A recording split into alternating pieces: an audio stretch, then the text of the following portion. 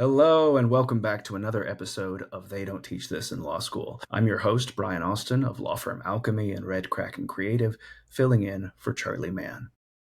What do you do, friends, when someone you've never even represented leaves you a one-star review on Google? That's what we're going to talk about in today's episode. Now, obviously, you don't want to get a lot of one-star reviews. They're no fun. You constantly fixate on what you did wrong.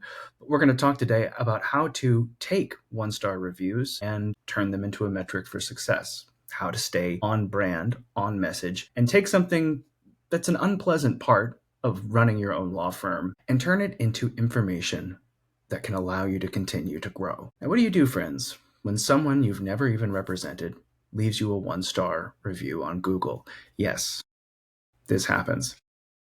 More than you think. Recently, one of our clients got hit with a review like that. Someone who never became a client because their case just wasn't quite the right fit decided to publicly air their frustration with a scathing one-star takedown.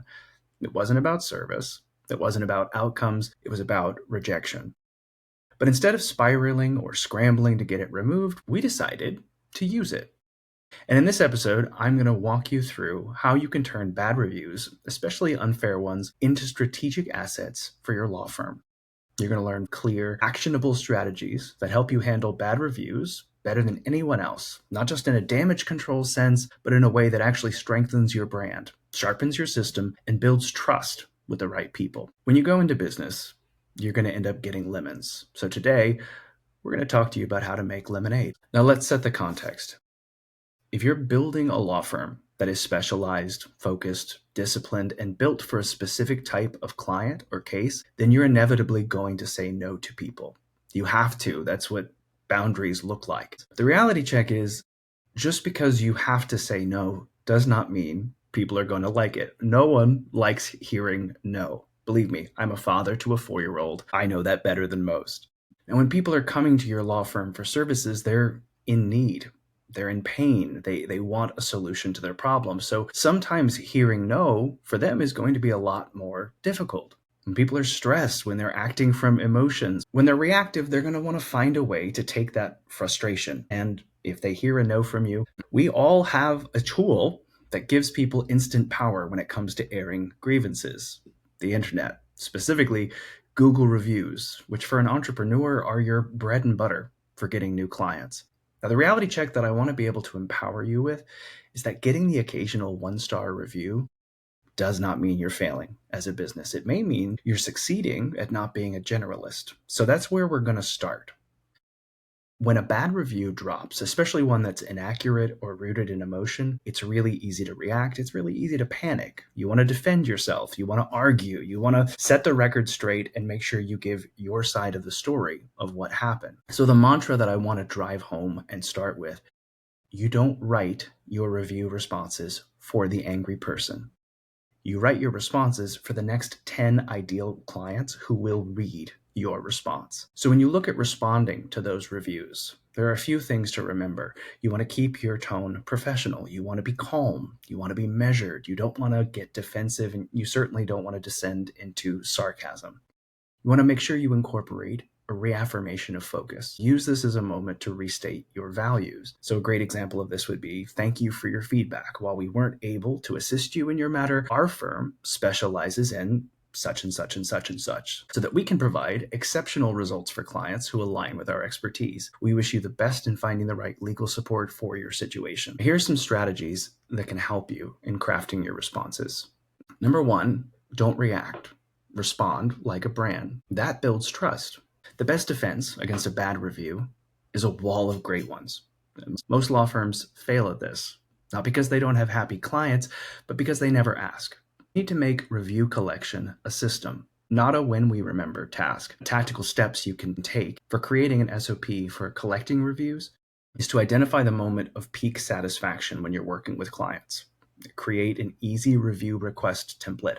Automate the ask via CRM, email, or text platforms. Last, train your team. When it comes to soliciting reviews from your clients, you want it to be as easy as possible. You want it to be easy to follow for your team and easy to implement for your clients. This is going to ensure you collect those really valuable reviews that are going to help people find you. And when they do find you, feel confident that you are the right lawyer to help them with their problem. Now, I'm going to say again, even if you have those great systems, the bad reviews are still going to occasionally trickle in. But because you've built this wall of amazing reviews, when that inevitable 1-star review comes in, it's surrounded by 100 5-stars. And it becomes an outlier, not a warning sign. People tend to judge their confidence in something by patterns, not by the exception from that pattern. And people leave 1-star reviews because they felt rejected, often due to vague or misleading messaging. So fix that. People leave 1-star reviews because they felt rejected, often due to a vague or misleading messaging, which leads us into our next strategy.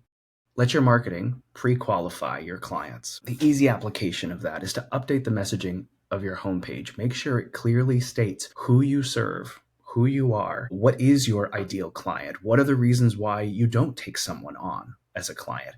Communicate those things up front so it's not a shocker if someone isn't quite the right fit for your firm. Make sure you train your intake specialist to say, here's what we specialize in. Here's how we can help you.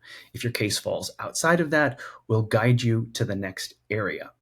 We'll guide you to someone who can help you. When people come to your law firm, they have a problem they're looking to address. Now, obviously, you want to be the lawyer who can help them with their problem. You want that in your messaging. But if you can't end up helping them with their problem, it's a powerful statement to be able to guide them in the right direction to make sure that their problems are addressed. It's an easy way to make sure that whether you take someone on as a client or not, they still leave with a positive feeling about your law firm. All of this reduces mismatched leads and increases trust. All bad reviews really are missed opportunities.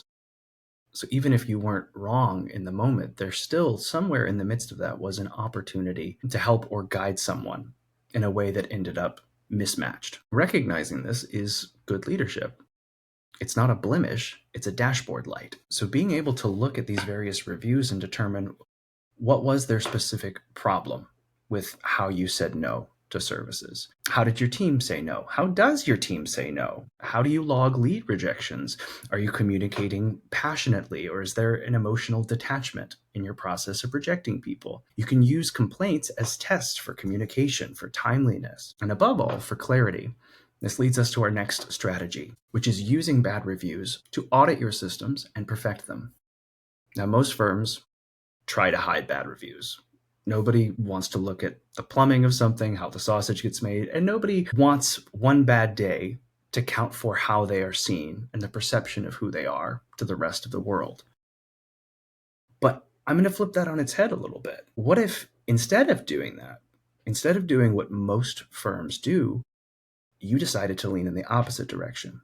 You decided to lean into the bad reviews. What does it look like to take one of these 1-star reviews and to really highlight it, to say, we're proud of our 4.9 star rating, not because it's perfect, but because every review helps us improve. You think about a firm that stays in business for 5 years, 10 years, that scales from 7 figures to 8 figures. You're looking at a pretty substantial story. Thomas Jefferson said a man can't wear the same suit at 40 that he wore at 14. So being able to prove a sense of legacy that not only have you had a certain standard, but that over time, when that standard didn't get met, you improved on it, creates a steadiness in your law firm. You're able to highlight growth through your client feedback. You're able to use reviews as proof of your firm's evolution. And more than that, it gives you more ammunition to show, here's who we are, and here's how we learn to deliver the best client experience, not only from our successes, but equally from our missteps. So again, to reiterate, the clear blueprint of how to take these bad reviews and make something positive out of them is to respond professionally for your audience, systemize review generation, and pre-qualify through marketing. The biggest strategy and takeaway is to build a brand around accountability. So much of marketing is trying to look as close to perfect, as close to polished as possible. The reality is, none of us are perfect. We all have bad days. We all have days we don't get to the phone quick enough. We all have days where our tone is less than compassionate. But the outlier in that is to have the follow-up to say, we can do better. You don't need to be perfect, you just need to be trusted.